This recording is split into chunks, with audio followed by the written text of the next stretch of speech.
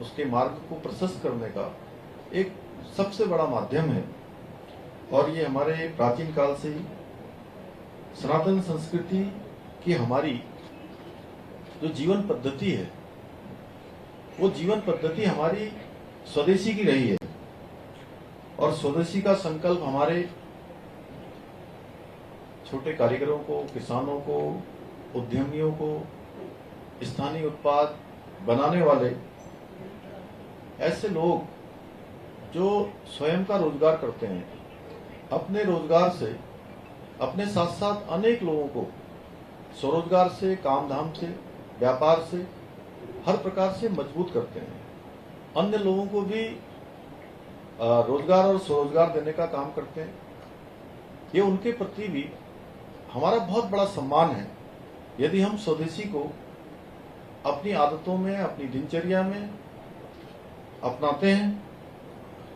और स्वदेशी का संकल्प ये केवल आर्थिक मजबूती का साधन नहीं है, बल्कि हमारी मातृभूमि के प्रति हमारा समर्पण भी है, हमारा लगाव भी है, हमारा प्रेम भी है। और जब हम स्वदेशी अपनाते हैं तो न केवल हम स्वदेशी अपनाते हैं, स्वदेशी वस्तुओं का उपयोग करते हैं, बल्कि ये हमारा अपनी मिट्टी और देश से भी हम जुड़ते हैं, बल्कि अपनी अर्थव्यवस्था को मजबूती भी प्रदान करते हैं। आप सभी देख रहे होंगे जिस प्रकार से अभी अभी जीएसटी के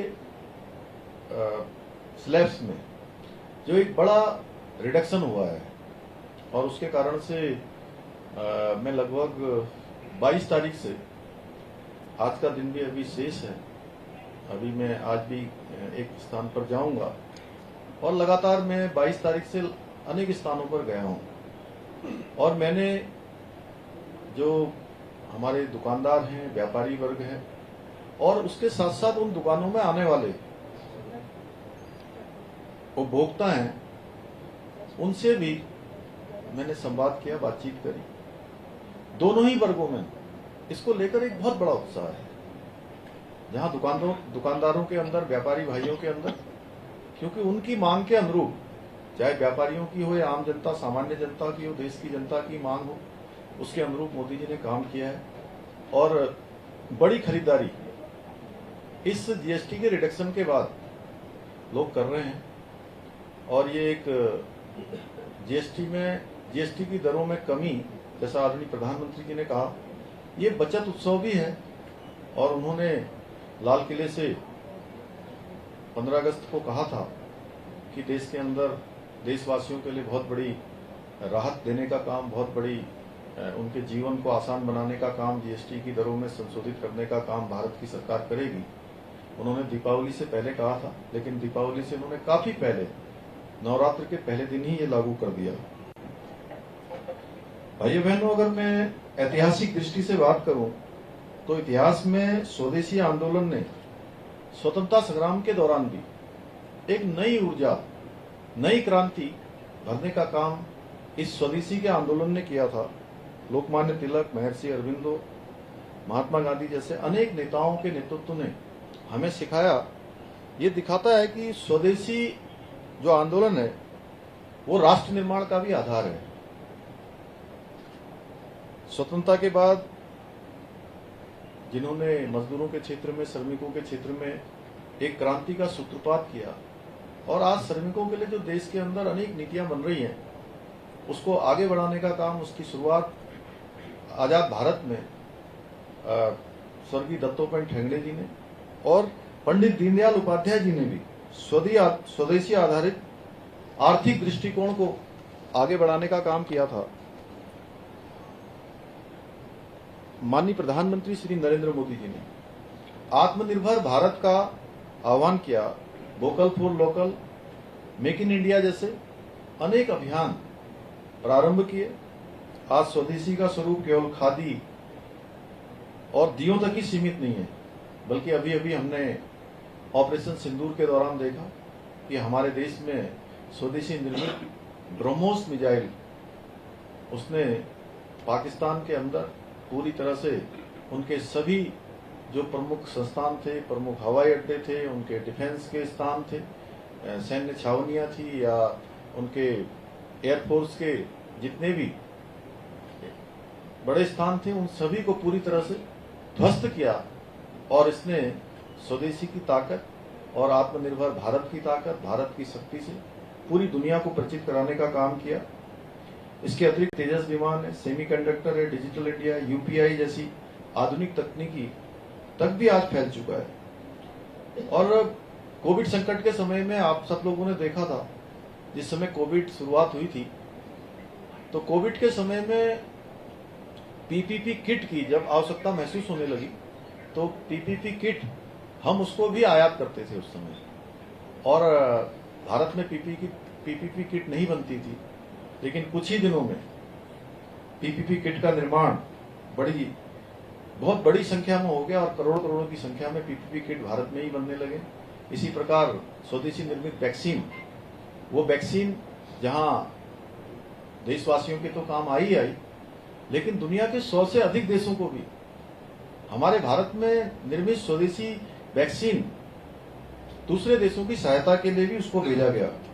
और ऑपरेशन सिंदूर ने मैं स्वदेशी की ताकत पूरे विश्व को दिखा दिया कि भारत की ताकत क्या है।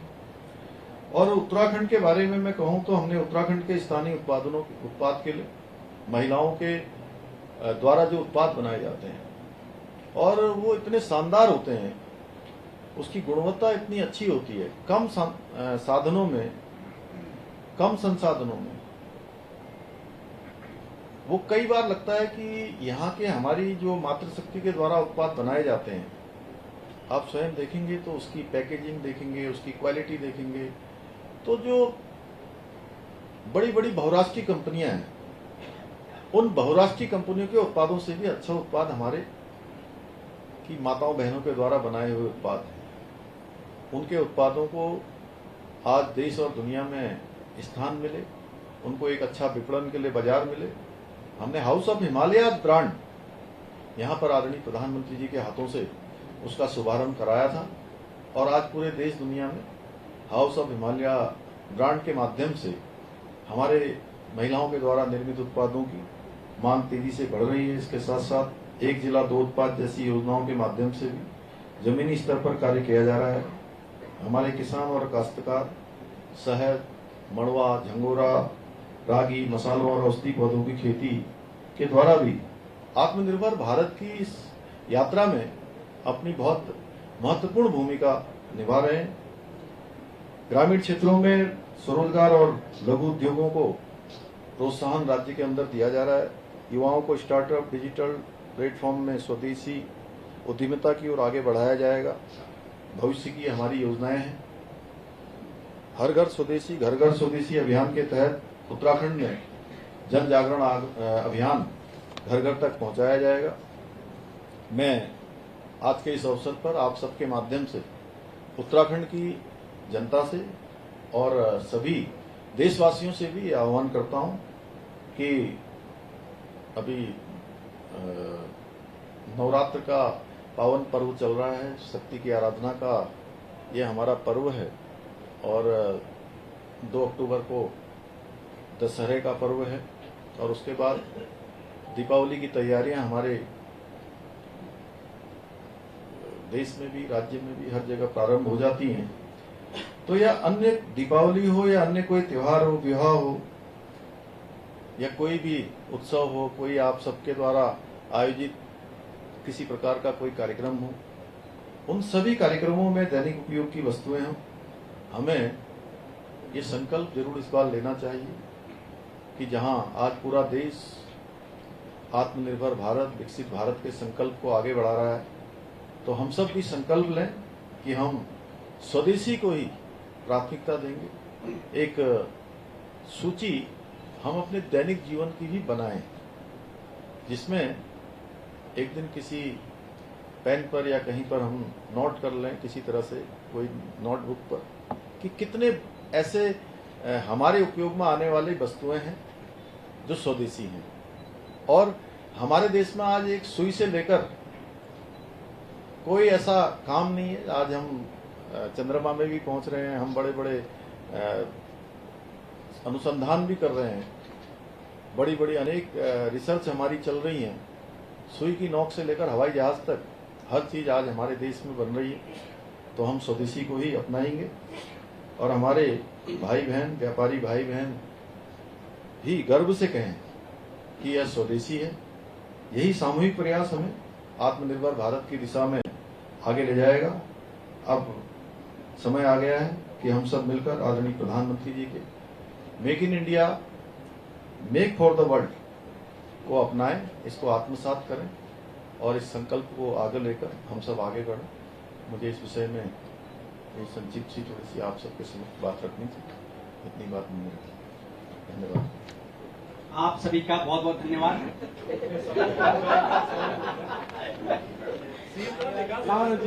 एक सवाल तो ये भी है कि चूंकि अभी कल जो चुनाव हुआ उसमें विद्यार्थी परिषद ने पूरे प्रदेश में जिस तरह से अपना समर्थन जुटाया और एक गुट विद्यार्थियों का, छात्रों का वो भी है जो आंदोलन कर रहा है, तो इस मौके पर क्या संदेश है और सरकार क्या कर रही है? देखिए, मैं सबसे पहले तो जो कल हमारे राज्य के छात्र छात्राएं अध्ययनरत हैं, उनका चुनाव हुआ है।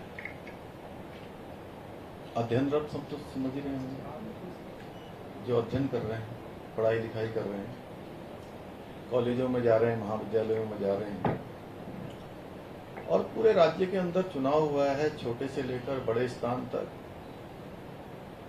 इसमें छात्रों ने बड़ी संख्या में भाग भी लिया, बड़ा उत्साह का माहौल भी था और पूरे राज्य के अंदर अखिल भारतीय विद्यार्थी परिषद को भारी जीत मिली है। और ये कहीं न कहीं जिस विचार को लेकर अखिल भारतीय विद्यार्थी परिषद राष्ट्रवाद की विचारधारा को, राष्ट्र के नवनिर्माण और पुनर्निर्माण के संकल्प को लेकर, इन सभी अभियानों को लेकर छात्र और शिक्षक दोनों एक परिवार हैं, इस भाव को लेकर काम करती है, तो बड़ी मात्रा में उनको जीत मिली है।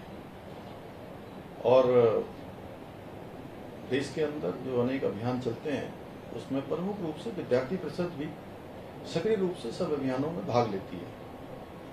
तो बड़ी जीत उनको मिली है, विचार को मिली है, उनके द्वारा जो छात्रों के बीच में विश्वास अर्जित किया गया है उसको छात्रों ने अपनाया है। मैं सभी को बधाई देता हूँ, शुभकामनाएं देता हूँ और हम भी प्रतिबद्ध हैं इससे। निश्चित रूप से छात्रों की इस बड़ी जीत से सभी के अंदर एक उत्साह का संचार हुआ है और ऐसे समय में हुआ है जहां पर बहुत सारे ऐसे तत्व जिन्होंने तमाम देशद्रोही नारे लगाकर सनातन का विरोध करने का काम और छात्रों के आंदोलन में आकर किसी न किसी रूप में उनको गलत दिशा देने का भी काम किया है।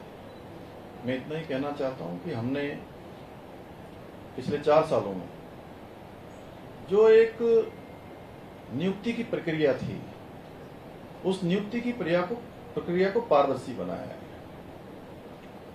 और पारदर्शी नहीं बनाया, एक रिकॉर्ड 25,000 का आंकड़ा एक भर्तियों का सफलतापूर्वक संपन्न किया है।